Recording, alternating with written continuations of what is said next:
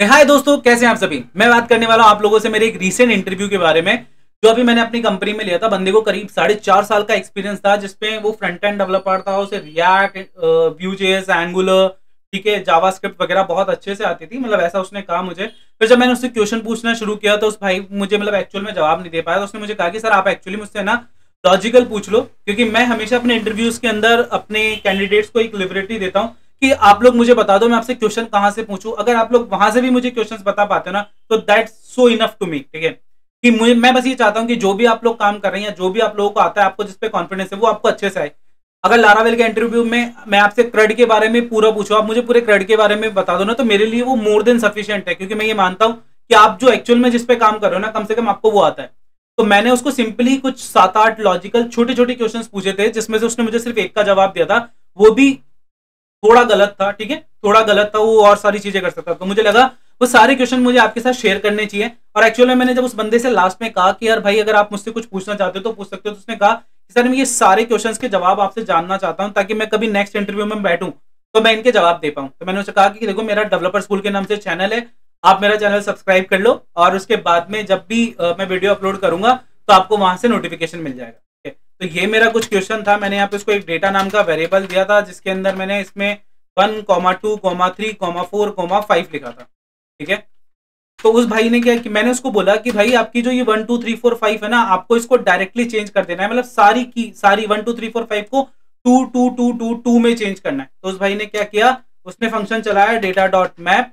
ठीक है, फिर उसने अच्छी चीज की की बनाया, इसको एक वेरिएबल से की एक्सेस की। ठीक है, और एक एरो फंक्शन बनाया, और डी इक्वस टू उसने क्या कर दिया, 2 कर दिया। अब उसने कोशिश अच्छी की थी, पर ये एक्चुअल में ना तो इससे मेरा सवाल का सही जवाब निकला एक्चुअल में, और ना ही मतलब इसमें लॉजिक का भी इशू है, और साथ में मेरा इसमें जवाब भी नहीं मिला। उसने मुझे सिर्फ इसको ऐसे कंसोल डॉट लॉग करा के दे दिया।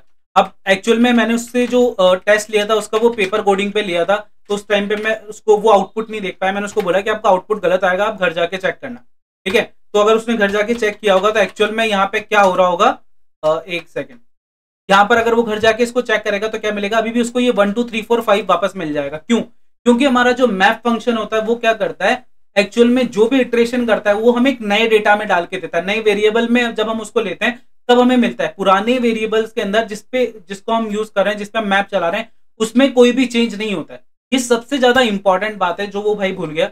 मतलब उसे क्या करना चाहिए था मेरे अकॉर्डिंग, एक लेट न्यू डेटा बनाना चाहिए था। ठीक है, और ऐसे करके उसमें मुझे बताना चाहिए था, मतलब कंसोल दिखाने के लिए। अभी भी अगर वो उसको कंसोल कराता तो उसके लॉजिक उसका गलत था, उससे भी मुझे जवाब गलत मिलता। मतलब मुझे इसका जवाब शायद ट्रू फॉल्स में मिलेगा, है ना। तो मेरे एरे में सवाल इसका जवाब आ रहा है एक्चुअल में कि उसने की मैच करवाई, उसने इक्वस टू लगाया। हाँ, अगर वो यहाँ पे सिंगल इक्वस लगाता और इसको चलाता तो मुझे मेरा जवाब मिल जाता कि भाई सारी कीज 2 2 2 में चेंज हो गई है। बट देखा जाए तो दोस्तों ये भी गलत है, ये भी गलत है। हमें ऐसा करना ही नहीं है। अगर कोई हमसे कह रहा है कि पूरे एरे की वैल्यू सेम कर दो, तो उसके लिए हमें इतनी मेहनत ही क्यों करनी है। हम लोग यहाँ पर डेटा डॉट फिल कर सकते थे, यूज, है ना।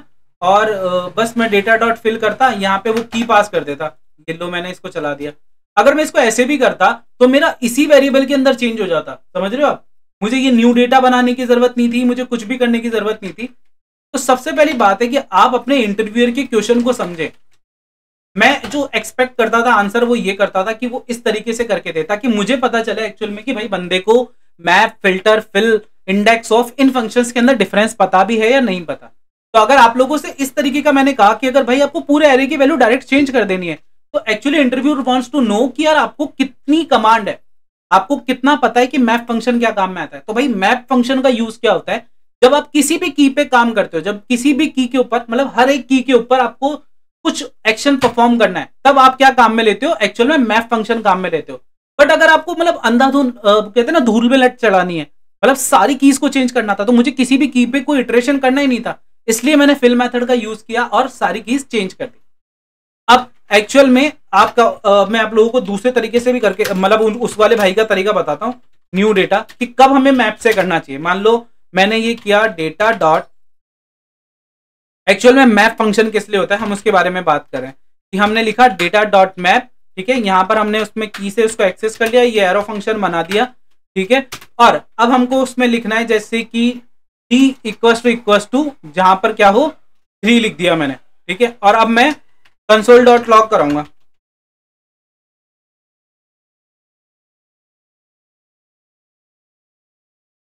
तो एक्चुअल में जब मुझे क्या करना है कि पूरे एरे के अंदर किसी पर्टिकुलर की, यहाँ पे देखा आपने मेरे को ट्रू मिल गया, तो जब भी मुझे ट्रू मिल रहा होता मैं यहाँ पे कोई एक्शन परफॉर्म करा सकता था, कोई दूसरा फंक्शन कॉल कर सकता था।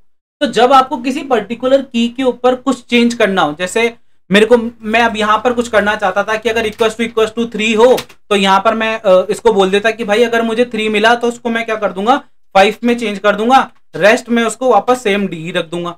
तो मैं इसको वापस से रन पे चलाता हूं, ठीक है। अब आप देखोगे कि जब मुझे 3 मिला तो मैंने उसकी वैल्यू को 5 कर दिया और रेस्ट टाइम बाकी वैल्यूज अपने हिसाब से चली। तो मुझे पर्टिकुलर की पे कुछ काम करना था, तब मैंने एक्चुअली यार ऐसा किया, अदरवाइज मैं नहीं करता, है ना। तो दिस इज द वे आप लोगों को इन चीजों के बारे में पता होना चाहिए। तो ये था हमारा पहला कंसर्न मैप के साथ में। तो मैप कब काम में लेना है, अगर आप लोगों से इंटरव्यू में पूछा जाए तो आप लोग क्या जवाब देंगे कि सर जब भी किसी की पर्टिकुलर की के ऊपर, पर्टिकुलर वैल्यू के ऊपर हमें कोई एक्शन परफॉर्म करना है तब हम मैप की का यूज करते हैं, ठीक है। अब दूसरी चीज आता है हमारे पास में फंक्शन जिसका नाम है फिल्टर। भाई लगभग लोग मैप और फिल्टर के अंदर कंफ्यूज होते हैं, ठीक है। अब मैं आप लोगों को बताता हूं। सबसे पहली बात, मैं हमेशा ये दोनों वेरिएबल साथ लेके चलता हूं ताकि हम लोग इन दोनों को बेटर अंडरस्टैंडिंग ले पाए, क्योंकि ये वाले क्वेश्चंस भी हमेशा पूछे जाते हैं कि भाई इसका ऑप्टिमिनेंट रिजल्ट क्या होगा, क्या चीजों में डिफरेंस आएगा। मतलब मैं तो पूछता हूँ, बाकियों को बतानी है ना, मैं ये पूछता हूँ, ठीक है। अब मैं यहाँ पर अगर इसमें लिखूं d इक्वस टू 3 हो, ठीक है, यहां पर मैं ऐसा करूंगा तो क्या होगा, इस एरे में से मेरे पास में वो वैल्यू निकल के आ जाएगी भाई जिसकी वैल्यू 3 है, ठीक है। तो यहां पर देखोगे आपने, इसने मेरे को पुराने एरे में कोई चेंज नहीं करके दिया, एक नए एरे के अंदर। तो फिल्टर भी आपके लिए क्या करता है, सेम मैप की तरह जो इटरेशन है, इटरेशन के बाद में जो रिजल्ट है वो न्यू वेरिएबल में आपको डाल के देता है, ना कि पुराने वेरिएबल को चेंज करता है। अक्सर आप लोगों से पूछा जाता है क्या मैप और फिल्टर फंक्शन आपको सेम एरे में चेंज करके देते हैं या आपको दूसरे वेरिएबल में उसकी वैल्यू लेनी होती है। तो आपको बताना है कि सर नहीं, दूसरे वेरिएबल में वैल्यू लेनी होती है। तो फिल्टर से आप क्या कर सकते हैं कि भाई आप स्पेसिफिक डेटा को फिल्टर करा सकते हैं, तो आप नए एरे के अंदर आपको वही वैल्यूज रिसीव करेगी जो एक्चुअल में आपकी कंडीशन को सेटिस्फाई करती होगी, ठीक है। तो दिस इज एक्चुअली कि हम फिल्टर का यूज कर सकते हैं। अब एक चीज हो सकती है कि भाई ये तो फिल्टर हो गया, एक और फंक्शन होता है फाइंड। अगर आप लोगों से कह दिया जाए कि भाई इसके अंदर वैल्यू 3 को ढूंढो, वैल्यू 3 को ढूंढो, है ना। तो अगर आप ऐसा कर रहे हो तो आपने इसमें वैल्यू ढूंढी 3, भाई 3 आपको मिल गया। अब आपको 3 मिल गया, 3 अभी यहाँ पर मुझे एज अ वैल्यू मिल रहा है, बट इन दैट केस अगर ये ऑब्जेक्ट ऑफ वैल्यू के रूप में होता तो मैं पूरा ऑब्जेक्ट इसके अंदर इस की में इनिशियलाइज कर सकता था और फिर उस ऑब्जेक्ट पे एक्शन परफॉर्म कर सकता था। मेरे कहने का मतलब ये है कि सपोज करो लेट डेटा, ठीक है, कुछ भी लिख देते हैं, DAA इक्वस टू, एक ऐसा एरे होता है ना, और उस एरे के अंदर ये एक ऑब्जेक्ट होता। उस ऑब्जेक्ट के अंदर हमारे यहाँ पास id dot id equals to 1 होती, ठीक है, और उसमें नेम इक्वस टू a होता, ठीक है। तो अभी हमें अगर इस तरीके के ऑब्जेक्ट के ऊपर कुछ परफॉर्म करना होता है एक्शन, है ना, तो कई बार हम लोगों को क्या करना होता है, इस तरीके के एरे पर भी परफॉर्म करना होता है एक्शन। तो तब आप लोग क्या कर सकते हैं, ऐसे फाइंड मेथड का यूज कर सकते हैं ताकि आपको जो ये ऑब्जेक्ट है ना वो डायरेक्टली मिल जाए, और जब आपको ऑब्जेक्ट मिल गया तो आप उसकी कीज को एक्सेस कर पाएंगे। So this is the actually कि फाइंड कहां पे काम में आता है। फिर भी अगर आप लोगों को कहीं भी दिक्कत हो तो आप मुझे कमेंट सेक्शन में मेंशन कर सकते हैं, मैं उसके बारे में आप लोगों को और डिटेल में बताऊंगा। पर this is enough, more than enough, कि अगर आप लोगों को इतना भी पता है तो। अब कई बार आप लोगों से पूछ लिया जाता है कि भाई एक फाइंड इंडेक्स और इंडेक्स ऑफ फंक्शन में क्या डिफरेंस होता है। यार ये बहुत ज्यादा इंपॉर्टेंट चीज है, जिसके लिए मैं ना सोच रहा हूँ एक अलग से शॉर्ट बनाऊंगा यूट्यूब का, जिसके ऊपर आप लोगों को अच्छे से बताऊंगा, तो आप लोगों को चीजें समझ में आएगी कि क्या होती है। पर अभी के लिए मैं बात करता हूँ इंडेक्स ऑफ की, ठीक है, कि अगर मुझे किसी वैल्यू की इंडेक्स निकालनी है तो मैं डायरेक्ट क्या लिख सकता हूँ, इंडेक्स ऑफ। मैंने यहाँ पे इंडेक्स ऑफ लिख दिया और ये लो, मतलब मुझे 3 की जो 3 है एरे के अंदर वैल्यू, इसकी मुझे इंडेक्स निकालनी है। तो इसकी इंडेक्स एक्चुअल में क्या होगी, वो 2 होगी। ये मुझे यहाँ पे 2 मिल गया, ठीक है। तो अगर आपको कभी किसी वैल्यू की एक्चुअल में इंडेक्स निकालनी है, किसी ऑब्जेक्ट की इंडेक्स निकालनी है, तो आप ऐसे निकाल सकते हो। बहुत सारी जगह पे इंडेक्सिंग हमारे काम में आती है, इंडेक्स के थ्रू हम लोग ऑपरेशंस परफॉर्म करते हैं, तो आप उस टाइम पे इंडेक्स ऑफ फंक्शन का यूज कर सकते हैं। This is okay. अब आता है हमारे पास में वापस से फिल के बारे में बात करते हैं। भाई अभी हमने फिल का यूज करके इसको काम में लिया था। भाई जैसे मैं फिल कर रहा हूँ ये पूरा फिल हो गया, पर fill is not for this actually. आप लोगों से अगर मान लो ये बोला जाए कि मतलब आप बोला जाए कि आपसे थर्ड इंडेक्स के ऊपर 0 प्लेस कर दो, मतलब 0 प्लेस कर दो थर्ड इंडेक्स के ऊपर, तो आप इसको कुछ इस तरीके से चलाएंगे, ठीक है। अब आपको पता चलेगा कि देखो मतलब सॉरी 3 इंडेक्स छोड़ के 0 प्लेस कर दो, तो 0 1 2 और तीसरी इंडेक्स से ये आने लग गया, देखो यहाँ पे 0 आने लग गया। अब क्या होगा कि कभी आपसे पूछा जाए कि अगर यहाँ पे मैं माइनस कर दूं तो क्या होगा, तो कई बार लोग उसका जवाब उल्टा बता देते हैं कि बोले सर क्या होगा कि आप है ना शुरू की 3 इंडेक्स पे कर देगा और उस पे नहीं करेगा। थोड़ा थोड़ा ऐसा ही होता है, पर एक्चुअल में क्या होती है वो काउंटिंग चलती है पीछे की तरफ से, यानी एरे में यहां से 0 1 2 मतलब क्या हो रहा है कि वो पीछे की तरफ से काउंटिंग करता हुआ चल रहा है 0 1 2, और जहां पर उसकी इंडेक्स स्टार्ट हो जाती है वहां से वो उसको छोड़ देता है और आगे का काम करना स्टार्ट कर देता है। फिर एक्चुअली बहुत कंसेप्चुअल है और इसके ऊपर आप लोगों को मतलब ना अच्छे से पता होना चाहिए। मोस्ट ऑफ द टाइम हमेशा ट्राई करें कि आप लोग पॉजिटिव साइड से ही लाइक फिल को चलाएं, ताकि आप अपना इटरेशन अच्छे से कर पाएं एंड आप लोगों का लॉजिक आप लोगों को माइंड में क्लियर रहे, क्योंकि ये माइनस प्लस की वैल्यू के बीच में आप कई बार कंफ्यूज हो जाएंगे। तो अभी हमने यहाँ पे इसको बोला 3, तो ये क्या करेगा तीसरी, जब इंडेक्स तीसरी वैल्यू पे पहुंच जाएगा ना तब उसकी वैल्यू आगे की वैल्यूज को चेंज करना शुरू कर देगा। तो मैं यहाँ पे हूँ 0 1 2, ठीक है, और जैसे मैं थर्ड पे पूछा उसने वैल्यू चेंज कर दी और उसके आगे की जितनी भी उनकी सबकी वैल्यू चेंज कर दी। तो अगर आप लोगों को इस तरीके से ही कह रहे के अंदर किसी एक लाइक पर्टिकुलर इंडेक्स के बाद में पर्टिकुलर वैल्यू के बाद में आगे की वैल्यूज को चेंज कराना है, तब भी आप इसे काम में ले सकते हैं। और सपोज करो इंटरव्यूअर ने आपको पूछा होता कि ना बोले भाई ये 3 के बाद में 0 1 2 3 को छोड़ने के बाद में आगे ना जितनी भी वैल्यू है ना उसको 0 कर दो। तो पता चला बंदा वापस से मैप चला रहा है, चेक कर रहा है कि अगर वैल्यू 1 है तो वही कर दिया, 2 है तो वही कर दिया, 3 है तो वही कर दिया, और फिर बाद में आगे कुछ भी मिलता है तो वो करे। तो यार ये चीज गलत है। इंटरव्यू ने हमने ये नहीं कहा है कि 1 2 3 को छोड़ना है, उसने बोला है कि 3 वैल्यू छोड़नी है। ऐसे में आपको इंडेक्स वगैरह पढ़नी आनी चाहिए। आप अगर इसकी इंडेक्स आपने पढ़ ली कि भाई 0 1 2, तो मैं यहाँ पे डेटा डॉट फिल के अंदर उसकी नेक्स्ट इंडेक्स पास कर दूंगा और वहां से अपना काम चला लूंगा। तो अगर आप लोगों को ये कंसेप्ट क्लियर है ना, तो most of the time interviewer भी आपसे इंप्रेस होता है कि यार इस बंदे को लगभग चीजें पता है। चलो ये तो हो गई एक अच्छी सी बात, पर यार कई बार है ना आपसे एक क्वेश्चन पूछा जाता है कि बोले जैसे ये इन एरे के टाइप का एक function like in array PHP के अंदर लारावेल में जैसे आप लोगों ने देखा होगा इन एरे होता है, वैसे यहाँ पर हम लोग चेक करते हैं इंक्लूड्स वगैरह से, है ना। वैसे ही हमारे पास भी जावास्क्रिप्ट में एक फंक्शन होता है सम। मतलब आपसे ऐसा पूछ लिया गया कि क्या इस एरे के अंदर 4 एग्जिस्ट करता है, तो यहाँ पर मैंने सम का यूज किया और यहाँ पर अगर मैं इसमें 4 को पास कर दूं, ठीक है ऐसे, तो क्या होगा ये मुझे एरर देगा कि भाई जो 4 है वो कोई फंक्शन नहीं है। तो मुझे क्या करना पड़ेगा, की इनिशियलाइजेशन का यूज करना पड़ेगा। मैंने यहाँ पे डी करा, ये लगाया, ठीक है, और अब मैंने लिखा d इक्वल टू 4o। अगर मैंने इसको ऐसे पास कर दिया तो इससे मुझे क्या मिल जाएगा कि हाँ भाई इसके अंदर 4 एग्जिस्ट करता है, ठीक है, इस एरे के अंदर। अब मैंने इसमें 9 लिख दिया तो ये मुझे फॉल्स दे देगा। मतलब एक एरे के अंदर ये वैल्यू अगर 2 बार होती, जैसे मैं यहाँ पे इसको 9 कर देता हूं, अब मैंने इसको 2 बार कर दिया यहाँ पे, और अब मैं इसको 2 यहाँ पे 2 लिख देता हूँ, है ना। तो क्या मुझे ये 2 बार देगा? नहीं, ये एक ही बार देगा। मतलब जैसे ही ये चलना शुरू होगा की मैच करेगा और जहां पर इसको की मिल गई वहीं पर ये लूप को ब्रेक कर देगा।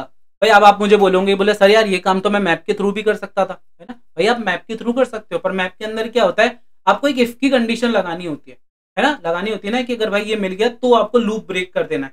पर यहाँ पे एक्चुअल में ये अपने आप ही लूप को ब्रेक कर देता है। मतलब सम वहीं तक चलता है जब तक उसकी जो कंडीशन है वो सेटिस्फाई नहीं होती। जैसे उसकी कंडीशन सेटिस्फाई हुई ना, तो उसको कोई मतलब नहीं आगे 2 दोबारा लिखा हुआ या नहीं लिखा हुआ। तो इस तरीके से ये काम करता है।